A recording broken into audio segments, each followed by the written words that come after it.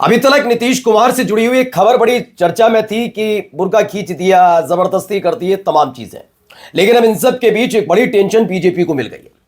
दरअसल इस पूरे घटनाक्रम के बाद सबसे ज्यादा खुशी खेमे में, बीजेपी खेमे में इसलिए होगी कि अगर नीतीश कुमार पर दबाव बनाया गया और हालात बिगड़ते नजर आए तो आखिरकार उनसे गुजारिश की जाएगी मुख्यमंत्री पद छोड़िए, लोग मान नहीं रहे। लेकिन क्या उन्होंने इसी बीच एक बड़ा खेल कर दिया? वो समझ गए गलती तो हुई है उनसे, लेकिन इसके पीछे का पूरा बैकग्राउंड वो समझ गए क्या?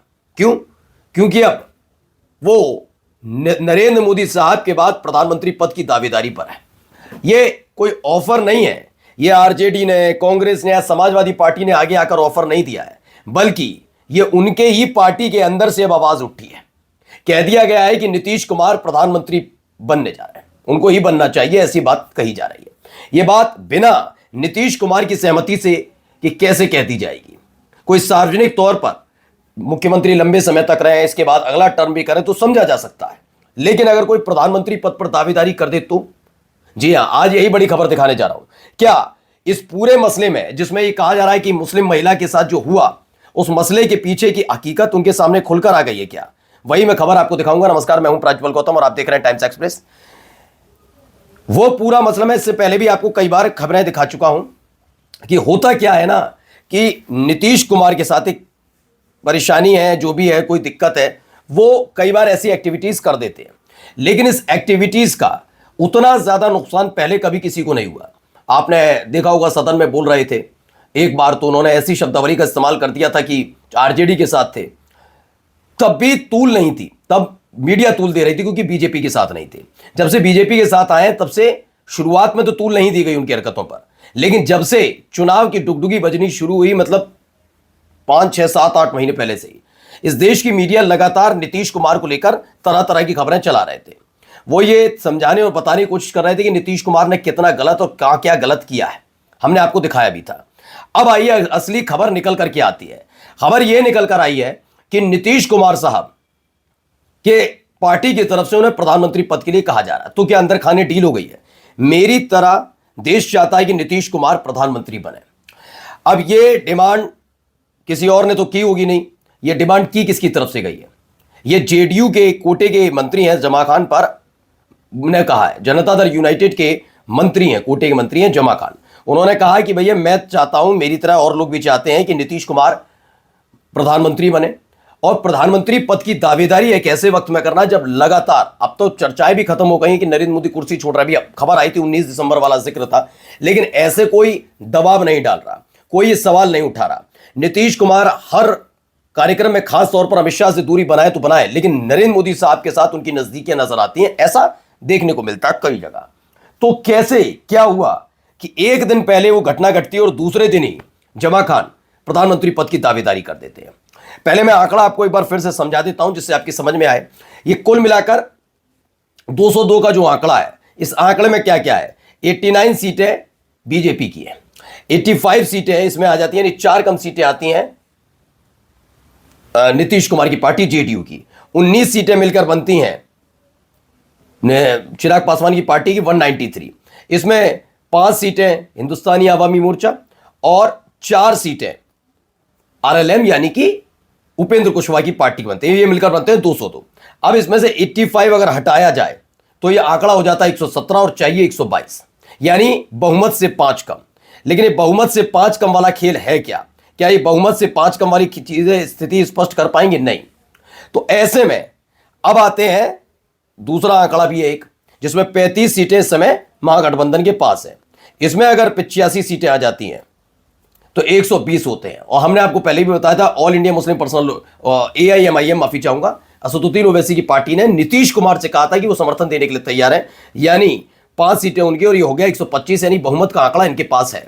तो क्या बहुमत को पहचान चुके हैं नीतीश कुमार? नीतीश कुमार ये भी समझ चुके हैं कि पहली एक घटना जिसमें गृह मंत्रालय उनसे लिया गया, दूसरी वो घटना जब विधानसभा अध्यक्ष पद पर काबिज हुए, और अब जिस तरीके से इस घटना को चाहें तो तूल देने से रोका जा सकता है, लेकिन तूल देने से रोका नहीं जा रहा।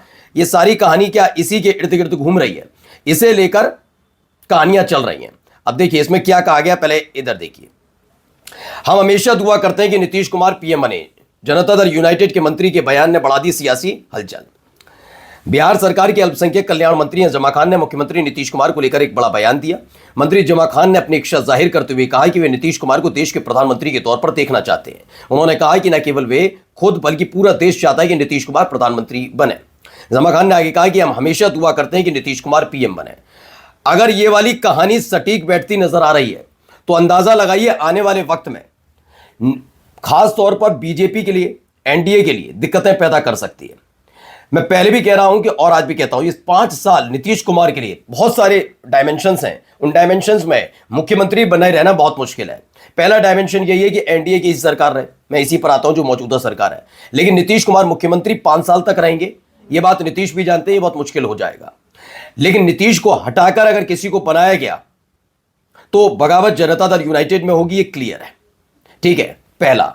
दूसरा यह भी है कि इस तरह का माहौल क्रिएट ही कर दी जाए कि नीतीश कुमार मुख्यमंत्री पद से इस्तीफा दे दें, तो क्या उसकी कवायद इस पूरे घटनाक्रम के बाद शुरू हो चुकी है? यह एक दूसरा सवाल बड़ा खड़ा होता है। अब आते हैं तीसरा डायमेंशन। क्या इन 5 सालों से पहले नीतीश कुमार अपनी जाती हुई कुर्सी और जनता दल यूनाइटेड के टूटने बिखरने से की आहट पर क्या एनडीए छोड़ देंगे?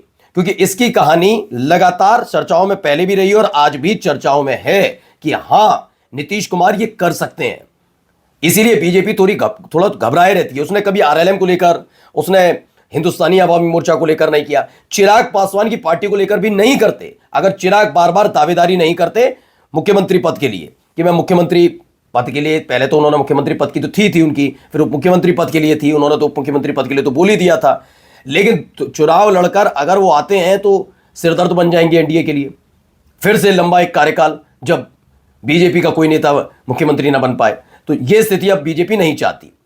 इसलिए चिराग पासवान की पार्टी के साथ जो हो रहा है वो अलग कहानी है। लेकिन मौजूदा तौर पर अगर यह हालात बनते नजर आ रहे हैं जिसमें बार बार डिमांड की जा रही है प्रधानमंत्री पद के लिए, जबकि मौजूदा प्रधानमंत्री को लेकर किसी भी तरह का कोई भी उलटफेर नजर नहीं आ रहा कि मौजूदा प्रधानमंत्री को लेकर किसी ने टिप्पणी की हो, मौजूदा प्रधानमंत्री को लेकर यह कहा हो कि नहीं भाई मौजूदा प्रधानमंत्री कुर्सी छोड़ेंगे या कुछ होगा, ऐसा कोई बात नहीं कही जा रही।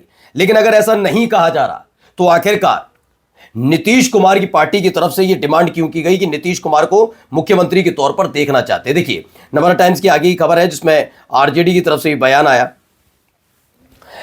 इस बीच नीतीश कुमार के मंत्री जमा खान ने मुख्यमंत्री नीतीश कुमार को बयान दिया, सार्वजनिक रूप से इच्छा जताई, नीतीश कुमार को देश का प्रधानमंत्री बनना चाहिए। हम और पूरा देश चाहता है नीतीश कुमार प्रधानमंत्री बने, हम हमेशा दुआ करते हैं वो बने। उन्होंने ये भी कहा कि नरेंद्र मोदी हमारे सबसे लोकप्रिय प्रधानमंत्री, लेकिन नीतीश कुमार जैसे नेता देश में मिलना मुश्किल है। उन्होंने कहा प्रधानमंत्री अच्छे हैं नरेंद्र मोदी, लेकिन नीतीश कुमार जैसा नेता मिलना बड़ा मुश्किल है। अंदाजा लगा रहे हैं, खेला अंदर कभी भी कर सकते हैं और नीतीश कुमार के लिए तो कहा भी जाता है वो कब कहां कैसे पलट जाए पता नहीं। नमस्कार।